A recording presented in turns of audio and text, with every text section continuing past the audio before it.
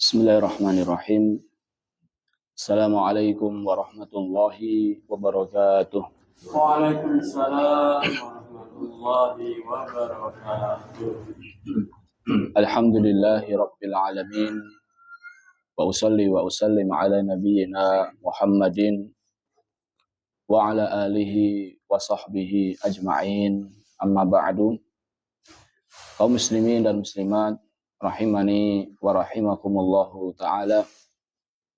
Pada kesempatan pagi hari ini kita akan kembali membaca al-mawadhi' allati tushra'u fiha al-basmalah. Momen-momen yang dimana seseorang disunahkan untuk membaca basmalah. Pada pertemuan-pertemuan yang lalu kita sudah sampaikan kapan kita membaca basmalah dengan lengkap. Bismillahirrahmanirrahim. Kita sebutkan ada dua momen. Yang pertama adalah ketika hendak membaca Al-Quran. Yang kedua adalah ketika mau menulis surat, khutbah, risalah, atau yang semisal. Adapun kapan kita disunahkan untuk mengawalinya dengan tasmiyah, yaitu cukup dengan bismillah. Di sini pengarang membawakan ada 14 momen. Pada pertemuan yang lalu kita sudah sampai ke yang ke-11. Maka pada kesempatan pagi hari ini jamaah kita akan memasuki yang ke-12. Yang ke-12, kapan kita disunahkan untuk membaca tasmiyah, yaitu bismillah. Yang ke-12 adalah indama yajidul muslim waja'an fi jasadihi. Disunahkan membaca bismillah adalah ketika seorang muslim mendapati rasa sakit di tubuhnya. Yang ke-12 adalah ketika sakit. Maka ketika sakit, di antara doa yang diajarkan oleh Nabi kita Shallallahu Alaihi Wasallam adalah memegang bagian yang sakit dan membaca bismillah 3 kali. Hal ini sebagaimana hadis dari sahabat Utsman ibn Abil As radhiyallahu taala anhu. Annahu syaka ila Rasulillah sallallahu alaihi wasallam. Bahwasannya Utsman ibn Abil As, beliau pernah mendatangi Nabi sallallahu alaihi wasallam dan mengeluhkan akan rasa sakit pada bagian tubuhnya. Mundu aslama, sejak dia masuk Islam. Berarti sebelum masuk Islam itu tidak ada apa-apa. Namun ketika masuk Islam, mulai ada bagian tubuhnya yang sakit. Maka dia mendatangi Nabi Shallallahu Alaihi Wasallam minta solusi. Apa kata Nabi Shallallahu Alaihi Wasallam? Do' yadaka 'alal ladzi ya'lamu min jasadika. Letakkan tanganmu di bagian yang sakit. Letakkan tanganmu di bagian yang sakit. Contohnya sakit tangan sebelah kiri, berarti tangan sebelah kiri pegang. Contohnya sakit kepala, berarti kepalanya dipegang. Contohnya sakit dalam perut, maka tangannya diletakkan di perut. Jadi letakkan tangan di bagian tubuhmu yang sakit. Waqul, kemudian ucapkanlah bismillah salasan, sebanyak 3 kali. Jadi pegang bagian yang sakit, kemudian ucapkan bismillah 3 kali. Bismillah, bismillah, bismillah. Kemudian membaca a'udzubillah wa qudratihi min syarri ma ajidu wa uhadir. A'udzubillah wa qudratihi min syarri ma ajidu wa uhadir. Aku a'udzubillah, aku berlindung kepada Allah wa qudratihi, dan kemahamampuannya, min syarri ma ajidu wa uhadir, dari keburukan apa yang aku dapati dan apa yang aku khawatirkan. Doa ini jamaah dibaca sebanyak 7 kali. Berarti tadi bismillahnya berapa kali? 3 kali. Kemudian doanya a'udzubillah wa qudratihi min syarri ma ajidu wa uhadir berapa kali? 7 kali. Kemudian apa kata Utsman ibn Abil As? Utsman ibn Abil As mengatakan, fa'adhaballahu azza wa jalla mimma kana bi.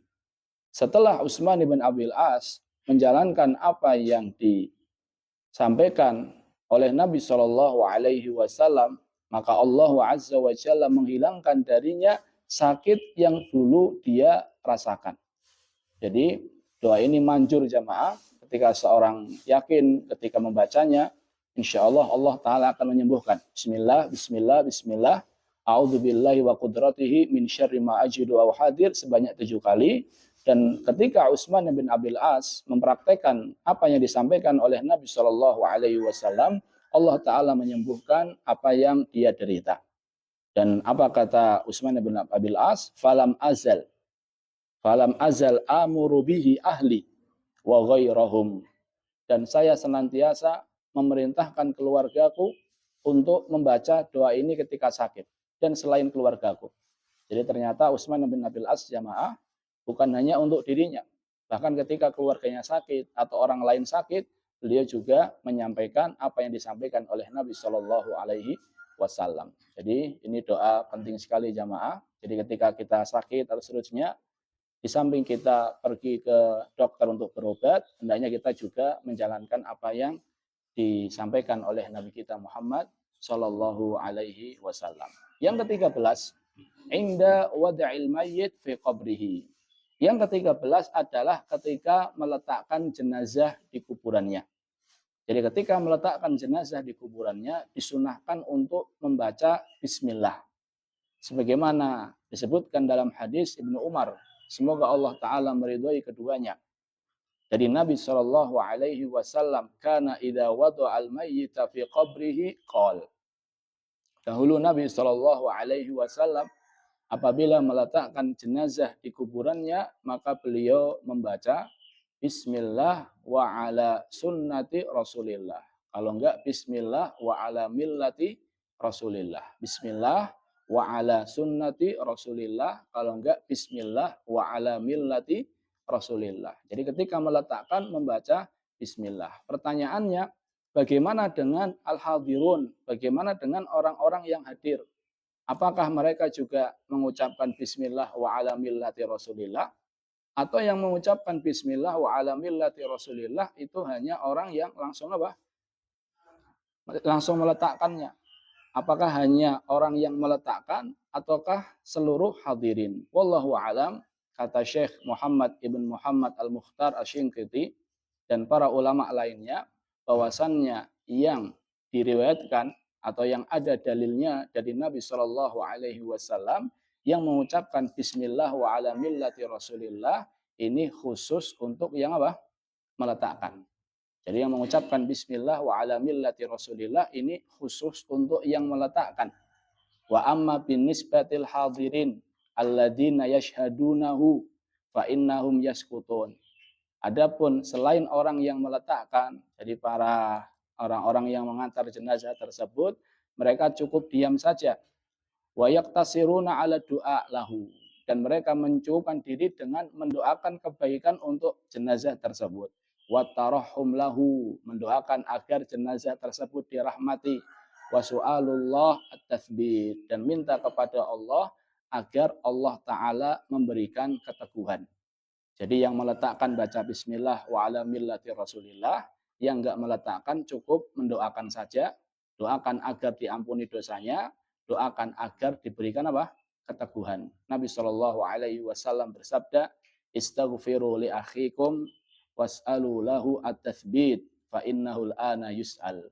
Beristighfarlah untuk saudara kalian dan mintalah kepada Allah agar dia diberikan keteguhan. Artinya ucapan yang teguh ketika ditanya oleh dua malaikat. Jadi doa orang yang hadir di saat itu jamaah adalah Allahumma gfir lahu, Allahumma tsabbithu bil qaulis tsabit. Allahumma gfir lahu wa tsabbithu bil qauli ats-tsabit. Allahumma gfir lahu, ya Allah ampuni dosanya. Wa tsabbithu bil qauli tsabit, ya Allah teguhkan dia dengan ucapan yang teguh. Sebagaimana perintah Nabi Shallallahu Alaihi Wasallam, istaghfiru li akhikum was'alu lahu at-tathbit. Ini yang ke-13, yaitu ketika meletakkan jenazah. Yang ke-14 adalah inda iglaqil bab, ketika menutup pintu rumah. Wa itfa'il misbah, mematikan lampu. Wa inda ika issiqa, ketika mengikat pintu air. Ikatan air. wa takhmiril ina, dan penutup bejana. Sebagaimana hadis dari sahabat Jabir, semoga Allah Ta'ala meridhoinya, idza stajnahal lail, apabila memasuki waktu malam, sudah masuk waktu maghrib, fakaffu sibyanakum, maka tahan anak-anak kalian agar tidak keluar rumah. Kata Ibnu Jauzi, kenapa kok ditahan? Karena disebutkan dalam hadis setelahnya jamaah bahwasanya di saat itu setan sedang apa? Berkeliaran. Kenapa kok anak-anak kita tahan? Karena anak-anak itu belum bisa berzikir. Sedangkan zikir itu adalah sarana untuk mengusir setan. Dan anak-anak kecil zikirnya belum sempurna. Dan yang kedua, biasanya anak kecil itu toharohnya belum sempurna. Barangkali masih ada najis dan seterusnya yang ada di tubuhnya. Dan ini sangat disenangi sama setan. Karena dua alasan yang kata Ibnu Jauzi, maka ketika setan berkeliaran, kita tahan anak-anak kita. Fa inna syayatina tantashiru hina idin. Karena di saat itu setan sedang berkeliaran. Fa idza dhahaba sa'atun minal isya fa khalluhum. Apabila telah berlalu sebagian dari malam, maka silahkan diperbolehkan anak-anak untuk keluar dari rumah. Kemudian kata Nabi SAW, wa aglik babaka wadkurismallah. Tutup pintu rumah, baca bismillah. Wa atfi misbahaka wadkurismallah. Matikan lampu, baca bismillah. Wa auki siqa'aka wadkurismallahi alaihi. Tutuplah ikatan tempat minum kamu dan bacalah bismillah. Wa khammir ina'aka wadkurismallah. Tutuplah bejana kalian dengan membaca bismillah. Kalau tidak ada, bagaimana Ustaz? Kata Nabi SAW, walau ta'rid alaihi syai'a. Walaupun dengan meletakkan sesuatu di atasnya. Jadi memang kalau seandainya bejana kok tidak ada tutup yang pas, cukup letakkan sesuatu di atasnya, tapi dengan membaca apa? Bismillah. Jadi contohnya gelas masih ada airnya, kemudian masih ada minumannya, dicari tutupnya tidak ada, maka cukup cari sendok atau apa, letakkan di atasnya sambil membaca apa? Bismillah. Apa manfaatnya Ustaz? Di antara manfaatnya disebutkan dalam sebuah hadis bahwasannya setan itu tidak bisa membuka pintu yang ditutup dengan membaca bismillah. Tidak bisa membuka jendela yang ditutup dengan membaca bismillah. Jadi bisa mendatangkan manfaat duniawi dan juga bisa mendatangkan manfaat ukhrawi. Manfaat ukhrawi adalah kita dapat pahala karena kita menjalankan apa yang dianjurkan oleh Nabi Shallallahu Alaihi Wasallam. Ini momen ke-14. Wallahu taala alam bisawab. Semoga bermanfaat. Terima kasih atas perhatiannya. Kita tutup dengan doa kafaratul majlis. Subhanakallahumma bihamdika asyhadu an la ilaha illa anta astaghfiruka wa atubu ilaih. Wassalamualaikum warahmatullahi wabarakatuh. Waalaikumsalam.